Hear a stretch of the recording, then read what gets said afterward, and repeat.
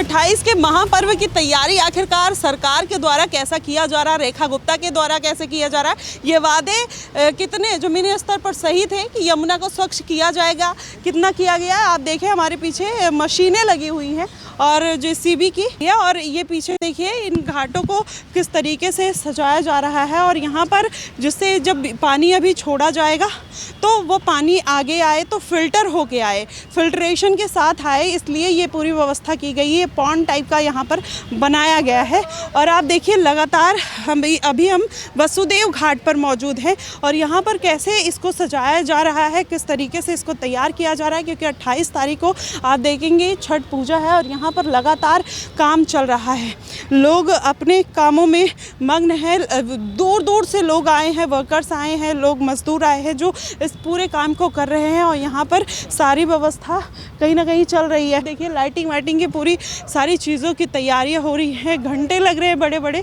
यहाँ पर हमारे पीछे देखिए किस तरीके से इसको सजाने का काम किया जा रहा है। और लगातार यहाँ पर जो लोग पूजा करने वाले आएंगे उनको किसी भी तरीके की परेशानी ना हो, इसका पूरा ध्यान गवर्नमेंट रखती हुई नज़र आ रही है। और हमारे पीछे देखिए लगातार यहाँ पर काम हो रहे हैं, क्योंकि आप देखिए कि ये जो हमारे देश की धरोहर है, चाहे आप यमुना की बात कर लीजिए, किसी की भी बात कर लीजिए, कहीं ना कहीं अगर ये नदियाँ हमारे देश की संस्कृति आस्था को बरकरार रखने का काम करती हैं और यही अब सरकार इन सारे मुद्दों पर जो खरी उतरती हुई नज़र आ रही है, तो उससे साफ तौर पर चाहे जनता का भरोसा हो, चाहे जो श्रद्धालु हैं उनके आस्था को अगर सम्मान किया जा रहा है, तो कहीं ना कहीं उनके लिए ये एक पॉजिटिव पॉइंट हो जाता है कि सरकार के बेहतर कामों की सराहना की जाए। आप देखिए पहले ये घंटे नहीं लगे थे, अब इसको भी लगाया जा रहा है। यहाँ पर किस तरीके से सौंदर्यीकरण हो रहा है, इनको सजाने का काम किया जा रहा है, इनको आगे बढ़ाने का काम किया जा रहा है। तो यहाँ पर ये सारे काम हो रहे हैं और ये सारी फिनिशिंग यहाँ पर दी जा रही है। और लगातार देखिए स्टेज वगैरह भी बनाया जा रहा है यहाँ पे। और हमारे पीछे देखेंगे कि यहाँ पर पूरा ये ग्रीन कारपेट लगाकर पूरी व्यवस्था अभी से कर दी गई है। और 28 तारीख को ये जो छठ पूजा का महापर्व है, तो ऐसे में जनता क्या कुछ कहेगी ये तो आप हमें कमेंट बॉक्स में बताइएगा। लेकिन सरकार के कामों के साथ साथ एक जनता की जिम्मेदारी कितनी बनती है, उनको कोऑपरेट करने की जिम्मेदारी कितनी बनती है, ये भी आप बताइएगा कि आप अपनी जिम्मेदारियों को कितना निभाते हैं। जब हम एक पानी की बोतल लेते हैं तो हम सोचते नहीं है कि सड़क पर फेंक देते हैं, लेकिन अगर सरकार ने डस्टबिन लगाए हैं तो आपकी जिम्मेदारी बनती है कि उसको उस डस्टबिन में ले जाके डालिए। सरकार आपके पीछे पीछे डस्टबिन लेके नहीं दौड़ेगी। ये बहुत छोटी सी बात है, बहुत छोटा सा कॉमन सेंस है। अगर आप उसका इस्तेमाल करते हैं और सरकार का सहयोग करते हैं तो शायद हमारा जो भारत है, हमारी जो नदियां हैं, हमारे जो धार्मिक प्लेसेस हैं, जो स्थान है, उसको हम प्रिजर्व करके रख सकते हैं, उनका सम्मान हम बढ़ा सकते हैं और उनको सारी चीज़ों को कहीं ना कहीं आगे बढ़ाने का काम कर सकते हैं। फ़िलहाल और भी लोगों की यहाँ पर राय जानेंगे कि आखिरकार ये काम और से कि वो कितना खुश हैं और काम कितना प्रगति पे हुआ है, और आने वाले दिनों में क्या गंगा ये महाछठ के बाद ये जो पर्व है उसके बाद ये पूरा काम रुक जाएगा या आगे ही वो बढ़ता जाएगा, इस पर भी चर्चा करेंगे। तो देखिए जिस तरीके से यमुना घाट की सुंदरता बढ़ती हुई नज़र आ रही है। यहाँ पर हर रविवार और मंगलवार को आरती की जाती है और यहाँ पर उसकी व्यवस्था पूरी धूमधाम से की जा रही है। लेकिन अभी हम आपको दिखाएंगे कि जो आरती करवाते हैं, जो ये पूरी व्यवस्था कराते हैं, वहाँ पर जो पंडित जी हैं हमारे साथ हैं, इनसे जानेंगे कि ये व्यवस्था अभी कब तक चलेगी और ये पूरा जो काम है कब तक चल रहा है। सर, ये जो व्यवस्था की जा रही है इसके बारे में पहले आप क्या कुछ कहना चाहेंगे? कितना बदलाव देखने को मिल रहा है पहले ही सरकार और आपकी सरकारों में? देखिए सबसे बड़ी बात जो है वो है यमुना का पानी, कि जो पानी बिल्कुल भी निर्मल नहीं था आज से 6 महीने पहले, और पानी इतना सुंदर निर्मल बह रहा है कि इस पानी में आप स्नान आराम से कर सकते हैं, जिस कारण कई वर्षों से यमुना में छठ पूजा इत्यादि नहीं हो पा रही थी। और इस वर्ष उसी कार्य को बड़े ही धूमधाम से और आयोजन के साथ मनाया जा रहा है। और आप घाट की सुंदरता देखेंगे, घाटों पर इतनी साफ सफाई स्वच्छता हो रही है, अद्वितीय। कि जो छठ पर्व है भगवान सूर्य की आराधना होती है। इसमें भगवान जो सूर्य जब अस्त होते हैं तो उनको अर्घ्य दिया जाता है, सूर्य उदित होते हैं तो उनको भी अर्घ्य दिया जाता है। यहाँ पर अभी जो ये घाट बनाया गया है ये किस लिए बनाया गया है, या फिल्ट्रेशन के लिए बनाया गया है, किस तरीके से ये पूरा अभी जो निर्माण कार्य चल रहा है? अगर आप देखें पानी बहुत गहरा है तो कहीं ना कहीं जब पूजन करते हैं तो पानी के अंदर उतरना पड़ता है। जो हमारे यहाँ मातृ शक्ति हैं जो उस कार्य को करती हैं वो पानी के अंदर जाती हैं लगभग 3 फुट, और आगे पानी बहुत गहरा है। भाई अगर पैर फिसल जाए, कोई अव्यवस्था हो जाए, कोई दुर्घटना हो जाए, उसके लिए यमुना का पानी को लेके इसमें डाला जाएगा ताकि आप आराम से इस कार्य को अच्छे से कर पाएंगे। इसलिए इस कार्य को ऐसा किया गया है। पिछली जो सरकार थी, आप कई सालों से यहाँ पर रहे होंगे, अभी 7 महीने रेखा गुप्ता को आया हुआ है, इसके पहले केजरीवाल थे, तो क्या इस तरीके की व्यवस्था पहले भी की जाती थी या होती थी? देखिए, जब यमुना के घाट पे पूजा ही नहीं होगी तो व्यवस्था कहाँ से होगी? वो कहीं भी गड्ढा खोद तालाब कर दिया करते थे और उस कार्य को करते थे। यमुना का जो प्रमाण दिया हुआ शास्त्रों में, वो यम की भगनी है, यानी भगवान सूर्य की पुत्री है, इसलिए यमुना में पूजन करने का विधान हमारे छठ पर्व में विशेष दिया हुआ है। और कहीं प्रमाण नहीं है इस चीज़ का कि आप कहीं तालाब खोद के कर लीजिए, वो तो व्यवस्था ना हो तो विषय दूसरा है। शास्त्रों में जो प्रमाण दिया है वो यमुना के अंदर विशेष रूप, यमुना है, गंगा है, इन नदियों का प्रमाण दिया है और नदियों के अंदर ही छठ पूजन को करना चाहिए। इसलिए पहले सरकार कर ही नहीं पाई आज तक। तो अभी आप इस सरकार से संतुष्ट हैं, क्योंकि जिस तरीके से कार्य और जिस तरीके से आस्था का और यहाँ के श्रद्धालुओं का पूरी तरीके से ध्यान रखा जा रहा है, क्या लगता है कि इससे आम जनता में, आम जनमानस में यमुना को लेकर या फिर वो जो भाव था पहले, गंदगी का एक दृश्य आता था आंखों के सामने, वो कितना बदलता हुआ नजर आएगा? सबसे बड़ी चीज़, आप जो एक वहाँ पे गाड़ी चल रही है पानी के अंदर, जो पानी में जो जितनी भी गंदगी लोग फेंकते हैं या जलकुंभियाँ इत्यादि हो जाती हैं जो पानी में इकट्ठा होती हैं, तो उसको वो सकिंग कर खींच लेता है, मतलब तो वो गंदगी पानी में रहेगी ही नहीं, तो पानी का लेवल बिल्कुल साफ़ और सुथरा रहेगा। और जब पानी साफ़ रहेगा तो आपका स्नान करने का मन भी करेगा, पानी के अंदर आचमन करने का मन भी करेगा। मैं स्वयं बता रहा हूँ, मेरा जन्म दिल्ली का ही है कि इस पानी में अगर नहा लिया गलती से आपने तो फंगस की प्रॉब्लम आपको हो जाती थी, शरीर में खुजली हो जाएगी, इतना गंदा पानी था। और जहाँ बैठ के आप बात कर रहे हैं, पानी में इतनी स्मेल आती थी कि आप बैठ नहीं सकते थे। पर आज भगवान की कृपा ऐसी हुई है, सरकार ऐसी दी गई है हम लोगों को कि पानी को साफ़ और सुथरा बना दिया है। तो दिल्ली वासियों के लिए बड़े ही शुभ संकेत हैं आने वाले समय के लिए कि छठ पूजन तो केवल 2 दिन का होता है, पर जो लोग हमारे गंगा स्नान करने आते हैं, शायद जानकारी आपको हो ना हो, गंगा स्नान में सोमवती अमावस पे लाखों संख्या में यहाँ पे लोग आते हैं और जमुना में स्नान करते हैं। अधिकतर जो लोग यहाँ पर आते हैं दिल्ली से कम हरियाणा से ज़्यादा आते हैं स्नान करने के लिए, मैंने स्वयं देखा है। और अभी शरद पूर्णिमा गई है, या अभी जो पूर्णिमा कार्तिकी आएगी स्नान वाली, जितनी भीड़ हरिद्वार में होती है उतनी भीड़ इन घाटों पे भी होती है, जो लोग स्नान करने के लिए आते हैं। तो उनके लिए बड़ी अच्छी विषय है ये, जो पानी साफ़ हो गया। यहाँ पर हमारे पीछे ये ब्रिज है सर, यहाँ पर लगातार लोग यहाँ पर पॉलीथीन या फिर जो सामग्री है पूजा पाठ की, उसको लगातार वो डाल रहे हैं। वो कितना डालना यमुना जी के लिए खतरनाक हो सकता है या कितना आस्था का विषय हो सकता है, इसके बारे में आप फिर क्या कहेंगे? अगर आप देखेंगे कि प्लास्टिक एक ऐसी वस्तु है जो कभी गलती नहीं है। कई लोगों मैंने देखा है कि पूजा का फूलमाला लिया, पन्नी में डाले और पुल के ऊपर से फेंक देते हैं। हालांकि गवर्नमेंट इसकी व्यवस्था कर रही है, यहाँ पे जाल लगा दिए जाएंगे ताकि लोग नाक फेंक पाएँ, लेकिन लोग आते भी चुपचाप देखने को नहीं देख रहा और पानी में उसको डाल देते हैं। आप पानी में पॉलीथीन डालेंगे, वो गलती नहीं 100 वर्ष तक भी। और वैसे लोग क्या करते हैं, गाय को भोजन देते हैं, पन्नी में डाल के फेंक देंगे खाने को, और गाय पन्नी समेत भोजन को ग्रहण कर लेती हैं। जो गाय चरती हैं रोडों पे देखा होगा आपने, तो वो उनके लिए भी नुकसानदायक है। और प्लस जो यमुना में आप फेंक रहे हो, यमुना जी के लिए भी नुकसानदायक है। क्यों? जल में जो जीव जंतु इत्यादि रहते हैं वो भी इस बीमारी से ग्रसित हो जाते हैं। ये विषय है। कहीं ना कहीं मछलियों के लिए और जो अन्य जीव हैं पानी पीते हैं उनके लिए भी वो खतरनाक हो सकता है। और हम लोग जो हम लोग कौन सा पानी पीते, दिल्ली वाले, जो दिल्ली के लोग फेंक रहे हैं इसके अंदर, यही पानी फिल्टर करके आपको दिया जाता है पीने के लिए। अगर इसी पानी को आप दूषित कर देंगे तो पानी स्वच्छ कहाँ से मिलेगा आपको?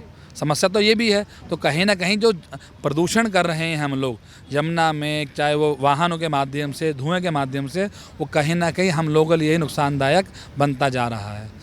धन्यवाद सर। यहाँ पर आप देखेंगे जो अभी पंडित जी ने भी बोला, वाकई में जब यहाँ पर जीव जंतु जो रहते हैं इस पानी के भरोसे हैं, जब आप गंदगी या पॉलीथीन उसमें डालते हैं तो उसमें सर्वाइव नहीं कर पाते, उनका सर्वाइव करना मुश्किल हो जाता है, जिसकी वजह से कहीं ना कहीं बीमारियाँ आती हैं। और अभी उन्होंने बताया कि जिस तरीके से आप वो पहले पानी छू लीजिए, कुछ समय पहले वो खुजली करने लगती थी बॉडी में, लेकिन अभी वो जो पूरी व्यवस्था है वो कहीं ना कहीं बदलती हुई नज़र आ रही है। सरकार अपने काम को पूरी तरीके से अगर देखा जाए तो निभाती हुई नजर आ रही है, लेकिन इसको सही रखने की, साफ रखने की जिम्मेदारी हमारी बनती है। और इसको हम कितना साफ स्वच्छ रख पाते हैं वो कहीं ना कहीं उस पर ध्यान देने वाला विषय है। लेकिन उसके साथ ही अगर देखा जाए तो यहाँ पर जो यमुना की तस्वीर है पूरी तरीके से बदल गई है। और हमें जो दृश्य पहले आंखों को चुभता था, अब वो दृश्य कहीं ना कहीं चुभेगा नहीं, हमें एक शांति और सुकून पहुंचाता हुआ नजर आएगा। इसके पहले जब मैं आई थी यहाँ पर घाटों पे तो वो सुकून कहीं ना कहीं देखने को नहीं मिल रहा था,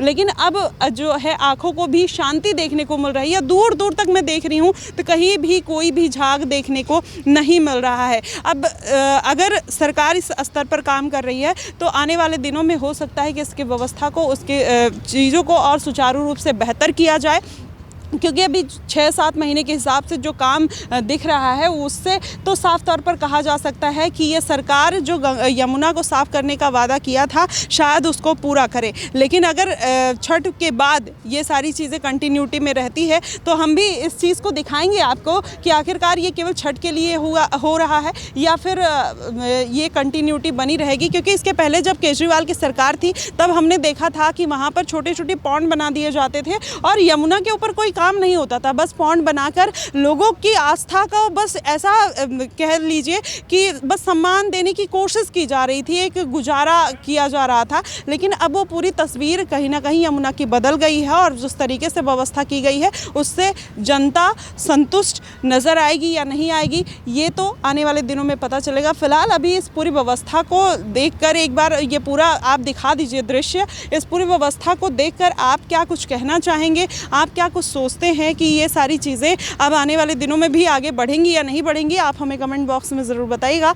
अब जिस तरीके से यमुना की साफ़ सफाई चल रही है और तमाम तरीके की सुविधाएं यहाँ पर गवर्नमेंट करते हुए नज़र आ रही है, हम आपको पीछे दिखाना चाहेंगे लगातार जिस तरीके से यहाँ पर बैरिकेटिंग सा किया गया है और आप देखिए लगातार यहाँ पर मशीनें चल रही हैं, लगभग 10 से 12 मशीनें यहाँ पर रखी गई हैं जिससे यमुना की सफाई हो पाए। और आपको बता दें कुछ दिन पहले यही यमुना घाट के लिए जिस तरीके से राजनीतिकरण हो रहा था, तमाम तरीके की राजनीति वादे निकल कर आ रहे थे और जो तस्वीर बदली है वो कहीं ना कहीं भारतीय जनता पार्टी और रेखा गुप्ता के आने के बाद ये पूरा बदलाव देखने को मिल रहा है। फिलहाल अभी 6 से 7 महीने हुए उनकी सरकार को आए, लेकिन जिस तरीके से उन्होंने वादे किए थे उसको कहीं ना कहीं पूरा करने का काम कर रही है। लेकिन अभी आप देखिए कि हमारे पीछे काफ़ी कुछ अभी काम चल रहा है, लगातार यहाँ पर जेसीबी काम करते हुए नजर आ रही है, वहाँ पर भी दूसरा घाट भी बनाया जा रहा है और लगातार यमुना के बीच में भी मशीनें लगा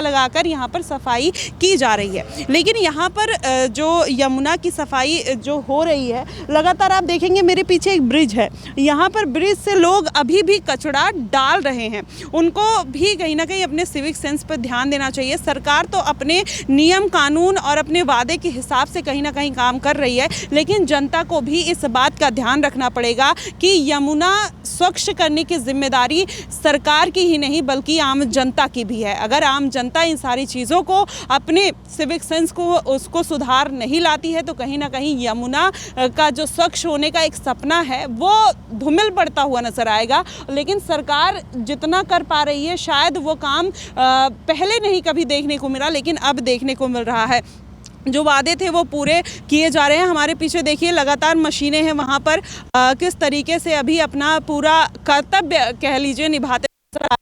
और यहाँ पर यमुना के बीच में भी साफ़ सफाई हो रही, ये भी मशीनें लगाई गई हैं और लगातार कार्य चल रहा है। और छठ पूजा का जो महापर्व है कहीं ना कहीं सरकार उसको ध्यान में रखते हुए लगातार कार्यरत है, लगातार प्रयास कर रही है और इस तरीके की अभी यहाँ पर कार्य चल रहे हैं और लगातार इसमें तेज़ी दिखाई दे रही है। कोई ऐसा नहीं है कि अगर सरकार ने बोला था तो थोड़े मोड़े काम करके कहीं ना कहीं उस बात से जनता को आश्वस्त नहीं किया जा रहा है। ये पूरा डीप लेवल पे जिस तरीके से सरकार काम कर रही है उससे कहा जा सकता है कि कुछ दिनों में यमुना की तस्वीर बदल जाएगी, क्योंकि जब तक केजरीवाल थे उन्होंने बोला था कि यहाँ पर यमुना की साफ़ सफाई का पूरा ध्यान रखेंगे, लेकिन अभी कुछ समय पहले हमने जो कवर किया था पिछले छठ पर्व में जो हमने देखा था तो पूरा झाग निकलता हुआ नजर आया था। हम आपको अपनी स्क्रीन पर दिखाएंगे कि पहले जो यमुना थी किस तरीके से गंदी हुआ करती थी, पूरी झाग से भरी रहती थी। कैमरामैन से बोलेंगे कि यहाँ से अब दूर दूर दूर तक दिखाइए कि झाग का एक नामो निशान देखने को नहीं मिल रहा है,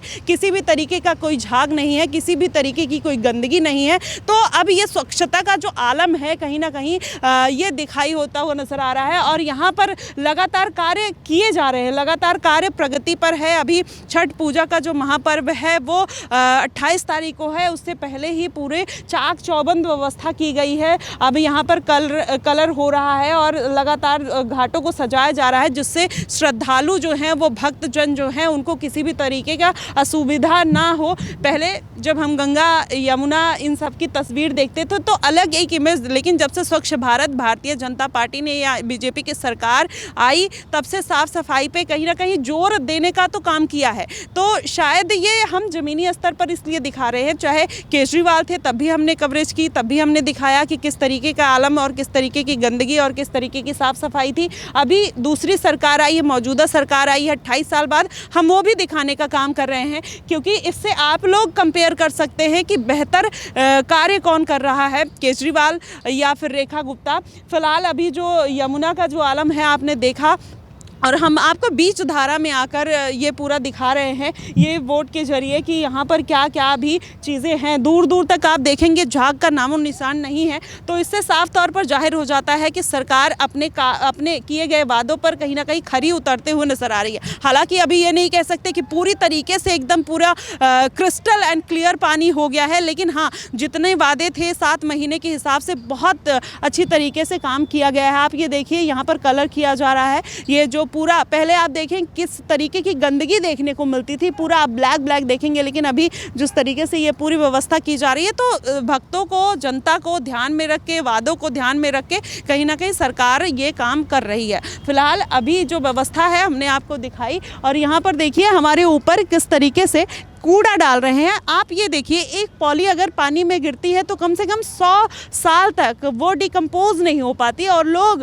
अपनी आस्था को इस तरीके से कहीं ना कहीं अज्ञानता की वजह से फूल माला तक, चलिए ठीक है वो हमारी सभ्यता हमारी आस्था से जुड़ा हुआ है, लेकिन जो पॉलीथीन भी उठा के डाल देंगे, उसमें मूर्ति डाल देंगे, उसमें बहुत सारी ऐसी चीज़ें हैं जो डिकम्पोज नहीं हो पाती है, जिसकी वजह से हमारा चाहे यमुना हो चाहे पर्यावरण हो दूषित होता है। और यही कारण है कि अब जिस तरीके से ये पूरा व्यवस्था कर रही है सरकार और यहाँ पर जिस तरीके से लोगों को अवेयर होने की ज़रूरत है और जनता से खासकर गुजारिश रहेगी कि आप लोग भी इस बात का ध्यान रखिए कि कोई भी कूड़ा कचरा आप यमुना या गंगा या कोई भी ऐसी नदी है जो पवित्र नदियाँ हैं उसमें ना डालें, नहीं तो सरकार की जिम्मेदारी केवल व्यवस्था करने की है, ना कि उसको साफ रखने की। साफ रखने की जिम्मेदारी आम जनता की है। फंडामेंटल राइट्स के साथ साथ फंडामेंटल ड्यूटीज़ भी आते हैं जो हमें बखूबी तरीके से समझना होगा। जिस दिन हम ये समझ गए तो शायद हम सरकार पर ब्लेम ना करके अपनी जिम्मेदारियों का एहसास करेंगे, अपनी जिम्मेदारियों को समझेंगे